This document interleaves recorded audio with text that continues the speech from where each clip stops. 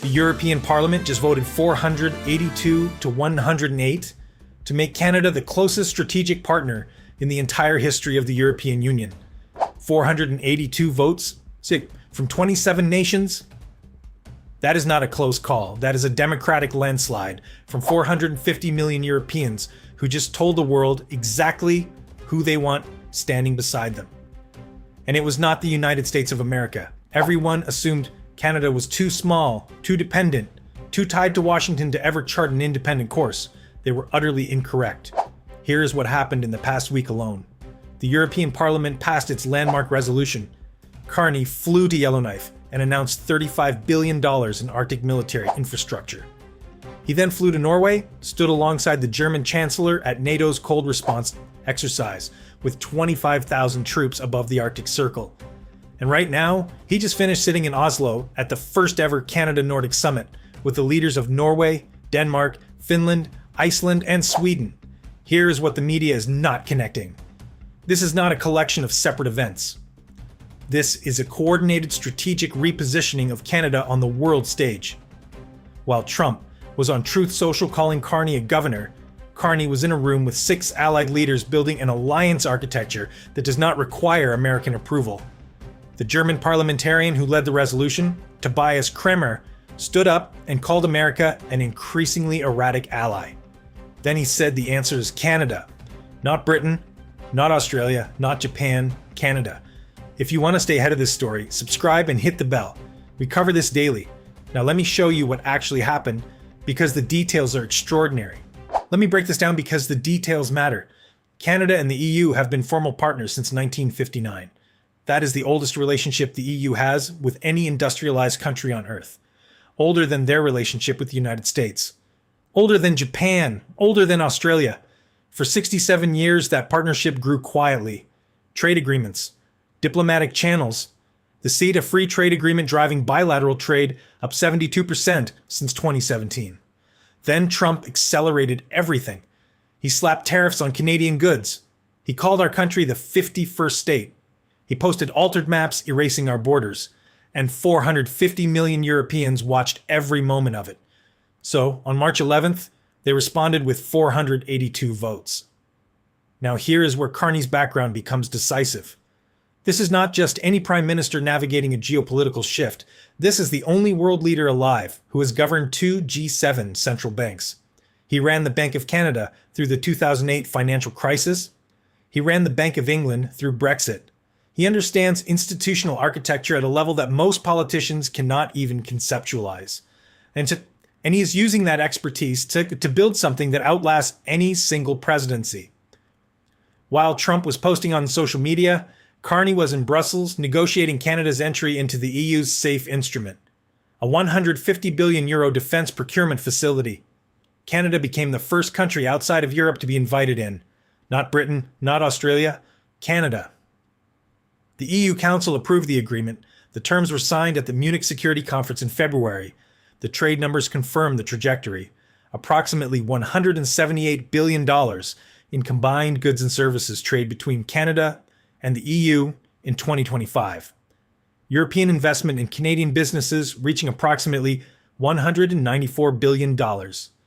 Canadian companies generating 275,000 jobs across EU member states. And this is where it gets really interesting. Here's where it gets fascinating. Do you see what is happening here? Step 1. Trump threatens Canadian sovereignty. Step 2. Europe takes notice and begins elevating Canada as a strategic counterweight. Step 3. Canada joins the EU's €150 billion safe defense instrument, the first non-European nation inside the tent. Step 4. The European Parliament votes 482 to 108 to deepen the partnership to unprecedented levels. Step 5. Carney sits at a summit table in Oslo with 5 Nordic leaders, including Denmark's prime minister, the leader whose territory Trump tried to seize. That sequence is not coincidence. That is a structural realignment that is already irreversible. Every agreement signed, every base being built, every diplomatic channel open between Ottawa and Europe creates a permanent institutional tie that does not disappear when a president changes his mood. Now here is the contrast that seals it. 2 days after the EU vote, Carney announced $35 billion in Arctic military infrastructure. 4 forward operating locations upgraded in Yellowknife, Inuvik, Iqaluit, and Goose Bay, a new network of operational support bases, a deep water port on the Arctic Ocean connected by the first all-season overland road. He stood in front of Canadian troops and said, "We will no longer rely on others to defend our sovereignty." Critics argue Canada cannot afford to distance itself from American markets. The data says otherwise.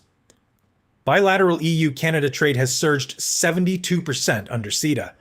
European direct investment in Canada exceeds $194 billion, and the SAFE instrument opens an entirely new defense industrial pipeline worth hundreds of billions more.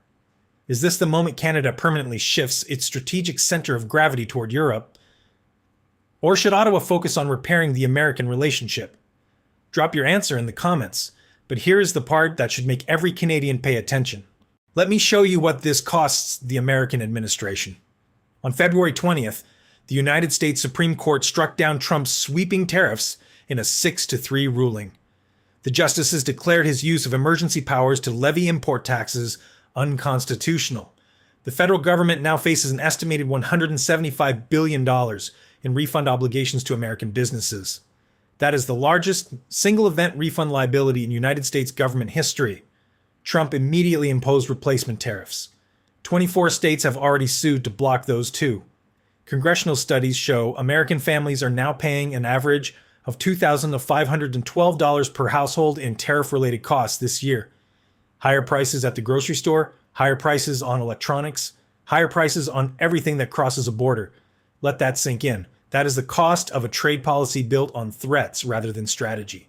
While American families absorb those costs, Canada is opening new markets. European trade growing every year. Nordic partnerships deepening as we speak. Arctic infrastructure creating permanent economic corridors that do not depend on American goodwill. And here is the permanence that cannot be reversed. The SAFE agreement is signed. Canada is inside European defense procurement. The $35 billion Arctic investment is being built. The Canada-Nordic Summit has created institutional ties that deepen with every meeting. The CETA trade agreement continues driving billions in bilateral commerce. Norway alone is home to the world's largest sovereign wealth fund, worth over $3.5 trillion. When Carney sat in Oslo meeting with Scandinavian business executives, he was not making small talk. He was positioning Canada as a destination for international capital at a scale that fundamentally alters the economic equation. Every pipeline of trade, defense, and diplomacy that opens between Ottawa and Europe is a structural tie that is already locked in. So where does this end? The answer is permanent. The end game is clear. The problem for Washington does not get fixed, it gets worse. Every month that passes, another agreement is signed, another defense partnership operationalized, another diplomatic channel opened between Ottawa and European capitals. The structural architecture that Carney is building does not depend on any single American election. It is institutional. It is multilateral. Martyr, and it is already functioning. Canada's future is being rewritten in real time. New defense partnerships with Europe. Arctic military infrastructure that ensures sovereignty without relying on Washington. A Nordic alliance of middle powers that includes the nation whose territory Trump threatened. Institutional access to 150 billion euros in European defense procurement. And a trade relationship with 450 million Europeans that grows stronger every year. And that restructuring is irreversible. The SAFE agreement does not expire with an election. The Arctic bases being built do not disappear with a social media post. The diplomatic channels opened in Oslo this week become permanent fixtures of Canadian foreign policy. None of this can be undone by a Truth Social post or an executive order. While Washington was insulting Canada, Ottawa was building alliances. While Trump was posting altered maps, Carney was signing defense agreements. While the American administration was calling Canada a state, 482 European parliamentarians were calling Canada the most important partner outside Europe. Everything I have shown you tonight comes from public reporting. But the conclusions are mine. You decide what it means. If this analysis opens your eyes, share it with someone who needs to see it. Subscribe if you have not already.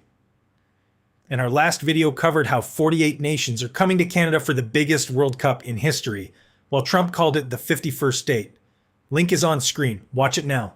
This is Voice of Canada.